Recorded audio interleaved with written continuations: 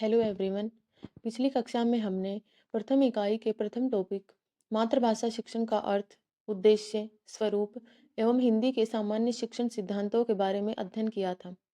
आज की इस कक्षा में हम दूसरे टॉपिक देवनागरी लिपि की विशेषताएं एवं सीमाएं, इस टॉपिक का हम अध्ययन करेंगे। ठीक है, तो आज का हमारा टॉपिक है देवनागरी लिपि की विशेषताएं एवं इसकी सीमाएं। ठीक है, इसकी प्रस्तावना है। भारतीय संविधान के अनुच्छेद 343 के अनुसार हिंदी संघ की राजभाषा है तथा उसकी लिपि देवनागरी है। भारतीय संविधान के अनुच्छेद 343 के अंतर्गत यह कहा गया है कि हिंदी हमारी राजभाषा है।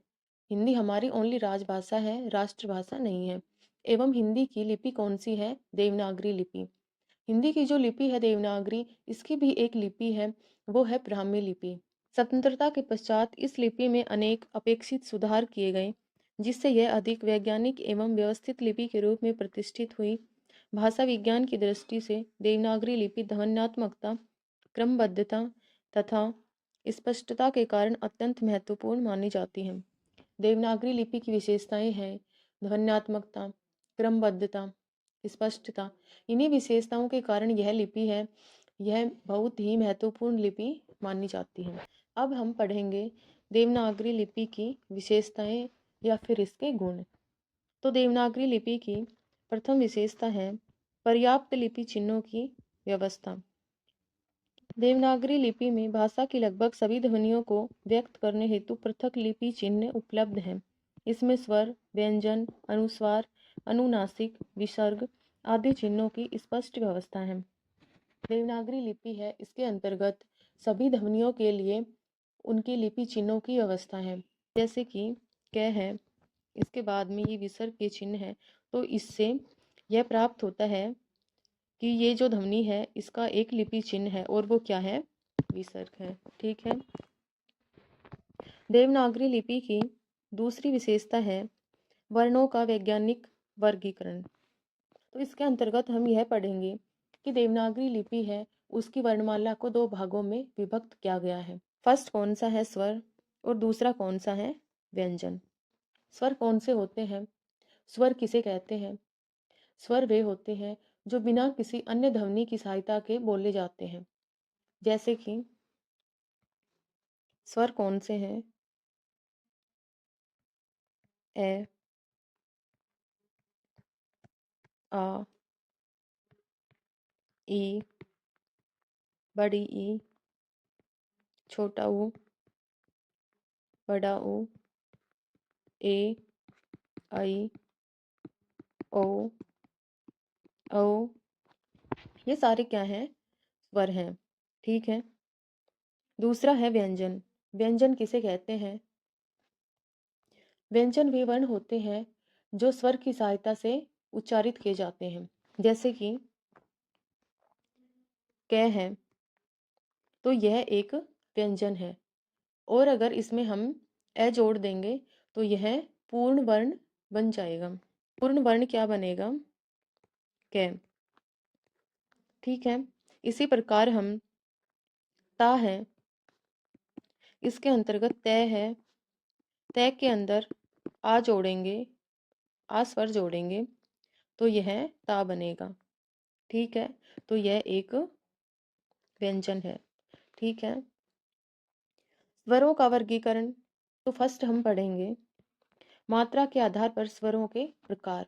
मात्रा के आधार पर स्वर तीन प्रकार के होते हैं। कौन कौन से? फर्स्ट है ह्रस्व स्वर। ह्रस्व स्वर कौन से होते हैं? जिनको बोलते समय कम समय का प्रयोग होता है, जैसे कि ए, ई, उ। ठीक है। दूसरा है दीर्घ स्वर। दीर्घ स्वर कौन से होते हैं? जिनको बोलने में अधिक समय लगता है, जैसे कि आ, ई, उ। ठीक है। और तीसरा है प्लुत स्वर। प्लुत स्वर कौन से होते हैं? जिनको प्रयोग करने में दीर्घ स्वर से अधिक समय लगता है, जैसे कि ओम। ठीक है। दूसरा है संरचना के आधार पर स्वरों के प्रकार। संरचना के आधार पर स्वरों के प्रकार। संरचना के आधार पर स्वरों के दो प्रकार हैं। फर्स्ट है मूल स्वर और दूसरा है संयुक्त स्वर। मूल स्वर वे होते हैं जिनको बोलने में कम समय लगता है, जैसे कि ए, आ, ई, ऊ, ऊ। दूसरा है संयुक्त स्वर। संयुक्त स्वर वे स्वर होते हैं जिनको बोलने के लिए अन्य स्वरों की सहायता ली जाती है। वे संयुक्त स्वर होते हैं, जैसे कि ए है, ए या फिर आ प्लस ई बड़ी ई बराबर ए। ए, आ या फिर ई इन दोनों को प्लस करेंगे, इन दोनों को जोड़ेंगे तो फिर ए बनेगा, इसलिए ये संयुक्त स्वर है। इसी प्रकार आई है, ए प्लस ए बराबर आई। ठीक है, अब हम नेक्स्ट पढ़ेंगे व्यंजनों का वर्गीकरण। ठीक, तो व्यंजनों का वर्गीकरण हम दो प्रकार से करते हैं। फर्स्ट है उच्चारण स्थान के आधार पर और दूसरा है उच्चारण प्रयास के आधार पर। ठीक है, तो हम पढ़ेंगे उच्चारण स्थान के आधार पर 5 वर्ग। उच्चारण स्थान के आधार पर व्यंजनों के 5 वर्ग कौन कौन से हैं। फर्स्ट है क वर्ग। क वर्ग के अंदर कौन से आएंगे, क, ख, ग, घ, ड़। ये जो क वर्ग है इसके अंतर्गत जो भी ये आएंगे वर्ण, इन सब का उच्चारण स्थान कौन सा होगा, कंठ, अर्थात कंठ। ठीक है, इसी प्रकार दूसरा है च वर्ग। च वर्ग के अंदर उसके च वर्ग के अंतर्गत उसके लाइन के सारे अक्षर आएंगे, च, छ, ज, झ, य। और इनका उच्चारण स्थान क्या है, तालव्य, अर्थात तालु। ठीक है, तीसरा है ट वर्ग। ट वर्ग के अंतर्गत कौन कौन से आएंगे, ट, ठ, ड, ढ, न। और इनका उच्चारण स्थान कौन सा है, मूर्धन्य, अर्थात मुंह। चौथा वर्ग है त वर्ग। त वर्ग के अंतर्गत आते हैं त, थ, द, ध, न। और इनका उच्चारण स्थान कौन सा है, दंत्य, अर्थात दांत। पांचवा वर्ग है प वर्ग। प वर्ग के अंतर्गत कौन से आते हैं, प, फ, ब, भ, म। और इनका उच्चारण स्थान कौन सा है, ओष्ठ्य, मतलब कि होठ। ठीक है, इसी प्रकार उच्चारण प्रयास के आधार पर व्यंजन दो प्रकार के होते हैं। फर्स्ट है अल्प प्राण और दूसरा है महाप्राण। अल्प प्राण व्यंजन कौन से होते हैं, अल्प प्राण व्यंजन वे होते हैं जिनको उच्चारित करते समय कम वायु का निकास होता है, अर्थात उनको उच्चारित करते समय कम वायु निकलती है। ठीक है, जैसे कि अल्प प्राण में आएंगे सभी स्वर प्लस प्रत्येक वर्ग का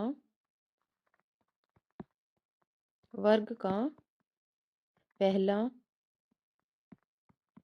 तीसरा और पांचवा अक्षर। ठीक है, और अंतस्थ व्यंजन।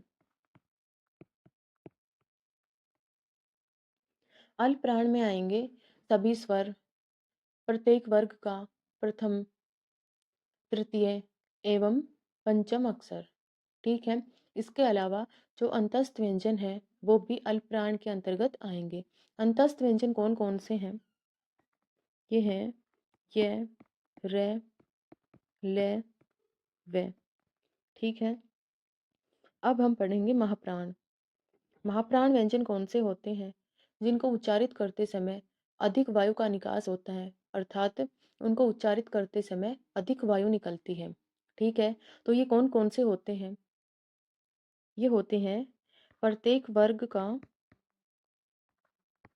दूसरा और चौथा अक्षर। ठीक है, प्लस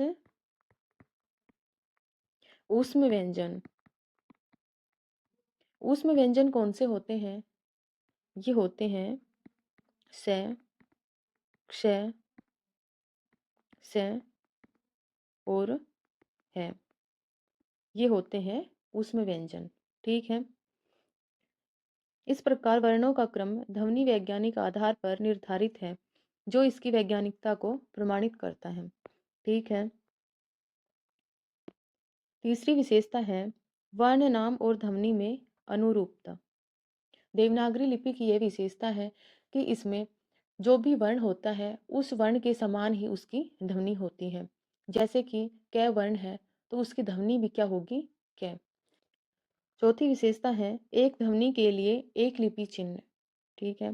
देवनागरी लिपि की विशेषता ये है कि इसमें एक ध्वनि के लिए एक ही चिन्ह का प्रयोग होता है, एक ही ध्वनि के लिए। जैसे कि विसर्ग है तो विसर्ग का चिन्ह होता है ये। ठीक है। विसर्ग के लिए हम इस चिन्ह का प्रयोग नहीं कर सकते क्योंकि विसर्ग का चिन्ह यही है। ठीक है।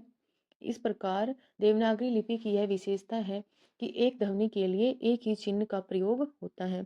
इससे लेखन और उच्चारण में स्पष्टता बनी रहती है। ठीक है। पांचवी विशेषता है एक लिपि चिन्ह के लिए एक ध्वनि। प्रत्येक वर्ण प्राय एक निश्चित ध्वनि का ही प्रतिनिधित्व करता है। इससे भ्रम की स्थिति कम होती है। देवनागरी लिपि के अंतर्गत यह व्यवस्था है कि एक लिपि चिन्ह के लिए एक ही ध्वनि का प्रयोग होता है।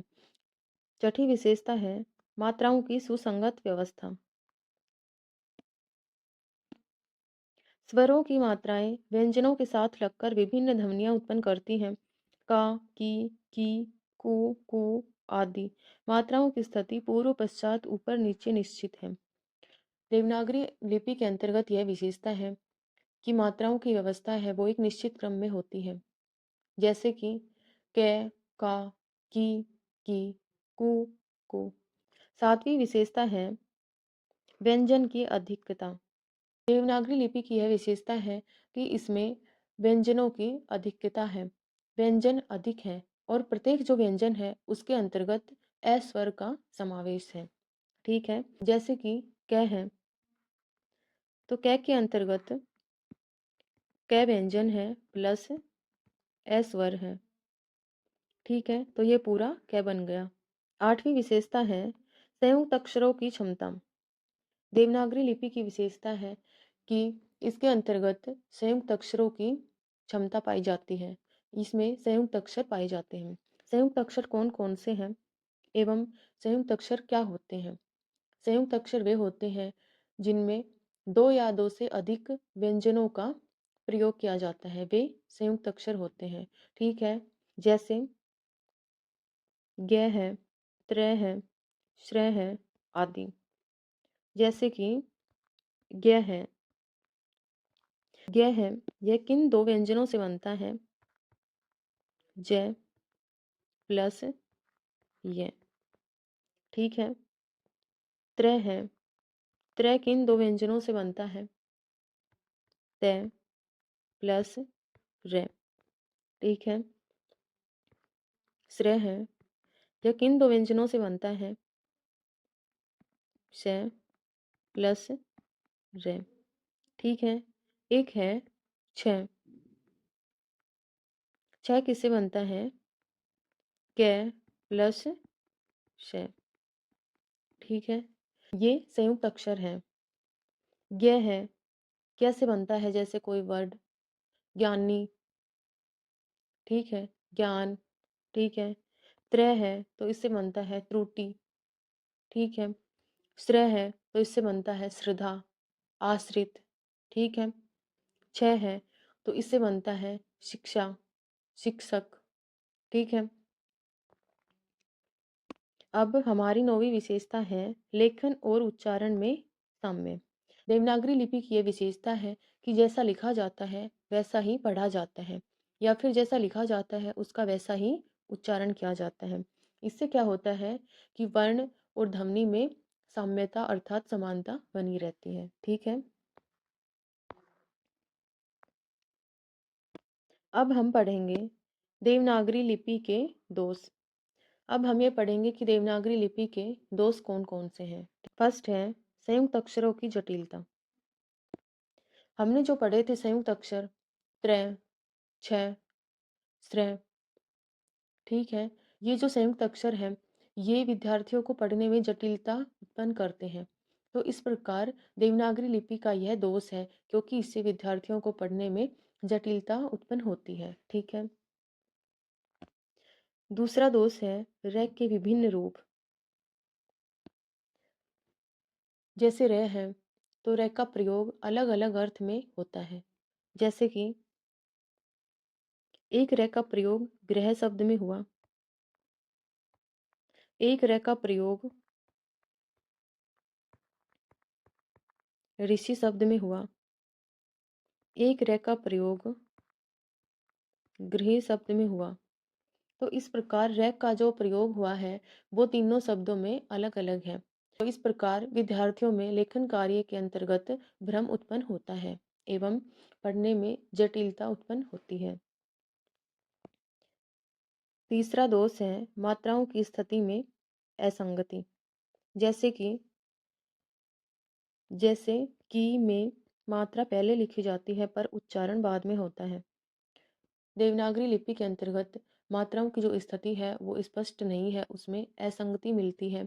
जैसे कि की है, तो उसके अंतर्गत की को लिखा तो पहले जाता है, लेकिन इसका उच्चारण है वो बाद में होता है। ठीक है। चौथा दोष है लेखन में अधिक समय। देवनागरी लिपि के अंतर्गत सिरोरेखा के कारण लेखन अपेक्षाकृत धीमा हो सकता है। हम जो वर्ड लिखते हैं उनको लिखते समय ऊपर जो लाइन खींचते हैं उसको सिरोरेखा बोलते हैं, और उस सिरोरेखा के कारण ही लेखन कार्य है वो तीव्र गति से नहीं हो पाता और लेखन के अंतर्गत अधिक समय लगता है। यह इसका एक दोष है। अब हमारा पांचवा दोष है विदेशी ध्वनियों का अभाव। विदेशी ध्वनि कौन सी है? फ, च, ख आदि ध्वनियों को मूल रूप से व्यक्त करने में कठिनाई थी, बाद में बिंदु आदि से समाधान किया गया। निष्कर्ष है देवनागरी लिपि अपने वैज्ञानिक स्वरूप, ध्वन्यात्मकता और व्यवस्थित संरचना के कारण अत्यंत श्रेष्ठ मानी जाती है। यद्यपि कुछ व्यवहारिक दोष हैं, फिर भी सुधारों के माध्यम से यह एक सक्षम और प्रभावी लिपि सिद्ध होती है।